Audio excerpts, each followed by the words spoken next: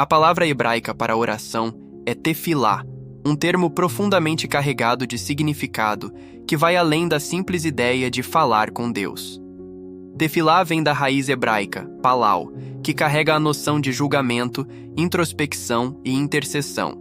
Orar, portanto, no contexto hebraico antigo, não era apenas pedir algo ou fazer uma súplica. Era um momento de confronto interno, de autoavaliação diante do eterno, de alinhamento da alma com a vontade do Criador. Diferente de muitas culturas que viam a oração como um mecanismo quase mecânico de barganha com as divindades, o conceito de tefilá na tradição hebraica é essencialmente relacional. É uma via de duas mãos. O ser humano fala, mas também escuta. Apresenta seus clamores, mas também é convidado a ser transformado. O primeiro ato de oração na Bíblia, conforme a tradição judaica, pode ser identificado na vida de Abraão, ainda chamado de Avram. Em Gênesis 18, vemos Abraão intercedendo por Sodoma e Gomorra. Ele não apenas clama, mas argumenta, questiona e intercede diante de Deus com uma ousadia reverente. Se houver 50 justos, 45, 40, 30... Essa conversa com o Eterno não é decorada, não segue um roteiro. É um diálogo vivo, intenso, sincero. Abraão não está apenas tentando salvar uma cidade, mas está, ao mesmo tempo, revelando o coração de alguém que teme a Deus, ama o próximo e tem plena confiança na justiça divina. Esse episódio não é um rito formal, é tefilá em sua essência, intercessão com reverência e coragem. Ainda no livro de Gênesis encontramos outro exemplo marcante de tefilá. Isaac orando por sua esposa Rebeca, que era estéril. A Escritura diz que Isaac orou insistentemente ao Senhor por sua mulher. Gênesis 25, 21. E o Senhor o atendeu. O termo usado aqui no hebraico para orar insistentemente é uma forma intensiva, que revela persistência e devoção. Oração, nesse sentido, é mais do que palavras. É perseverança. É confiar mesmo quando as circunstâncias gritam o contrário. Oração é insistir com Deus, não porque Ele não quer responder, mas porque o processo nos transforma. A tefilá, portanto, não se resume a momentos de necessidade ou desespero. Ela é uma prática contínua de conexão com o sagrado. Davi, o rei poeta, talvez seja um dos maiores exemplos dessa prática na Bíblia hebraica. Os salmos, muitos dos quais são atribuídos a ele, são verdadeiras janelas para a alma humana diante de Deus. Ali vemos alegria, angústia, confissão, louvor, perguntas sem resposta, promessas, esperança. Tudo isso é tefilá. Quando Davi escreve: De manhã ouvirás a minha voz, ó Senhor. De manhã me apresentarei a ti e vigiarei. Salmo 5:3. Ele está descrevendo um hábito, uma disciplina, mas também uma necessidade vital. Orar como quem respira, não apenas como quem pede. Outro aspecto importante da palavra tefilá é seu uso no plural. Tefilot, orações. Isso nos leva a pensar não apenas na oração individual, mas na coletiva. O povo hebreu sempre valorizou a oração comunitária. Nos tempos bíblicos, as orações não eram apenas pessoais, mas representavam também a súplica de todo um povo diante do seu Deus. Quando o povo se reunia no templo, quando os sacerdotes e levitas entoavam louvores, quando a nação se arrependia em jejum e oração, tudo isso era tefilá. Não como um rito frio, mas como uma expressão viva de uma relação de aliança. A oração em hebraico no Antigo Testamento também tem uma característica marcante: a reverência. Os profetas, os reis, os sábios, todos que oravam diante do Senhor, o faziam com temor, não como medo, mas como consciência da grandeza daquele com quem estavam falando. Moisés, por exemplo, ao subir o Monte Sinai, teve uma experiência de oração e comunhão tão intensa que seu rosto resplandecia ao descer. Ele não apenas falava com Deus, ele era moldado por essa interação. A oração, portanto, não muda apenas circunstâncias, mas molda quem ora. Ao longo das Escrituras, percebemos que a oração nunca foi tratada como algo comum ou banal. Era um momento santo, separado, carregado de significado. Em 1 Samuel 1, vemos a história de Ana, mãe de Samuel. Ela vai ao templo e ora com tanto fervor que o sacerdote Eli pensa que ela está embriagada. Ela ora com o coração, com lágrimas, com tudo o que tem. E quando é atendida, não se esquece do que prometeu ao Senhor. Tefilá é também compromisso, entrega, aliança. Não é apenas pedir e receber, mas ofertar, consagrar, agradecer. Na tradição hebraica, muitos estudiosos e rabinos explicam que a tefilá é como uma escada. Ela parte do mais profundo da alma humana e sobe em direção ao trono do Altíssimo. Jacó, em sua visão da escada que ligava a terra ao céu, viu anjos subindo e descendo.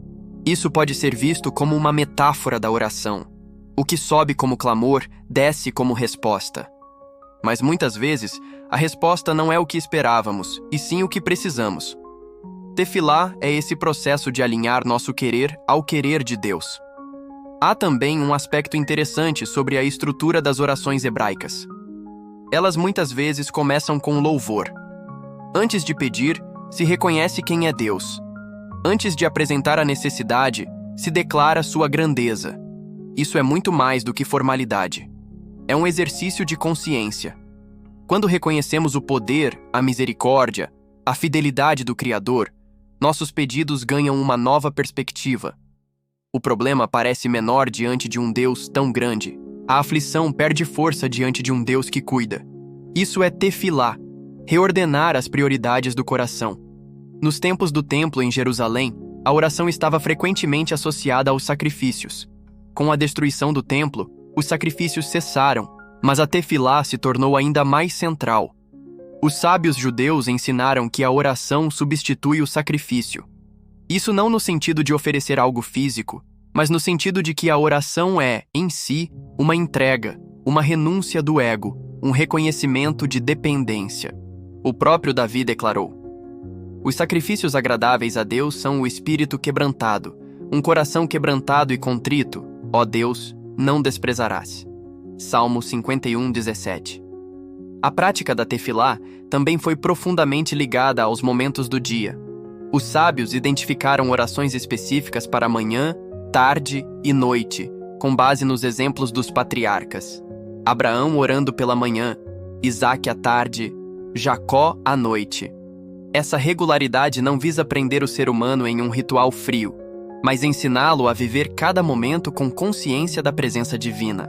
Ao acordar, ao trabalhar, ao descansar, tudo pode ser acompanhado de oração. Tudo pode ser oferecido como tefilá. E quais são os benefícios da oração, segundo as Escrituras e a tradição hebraica?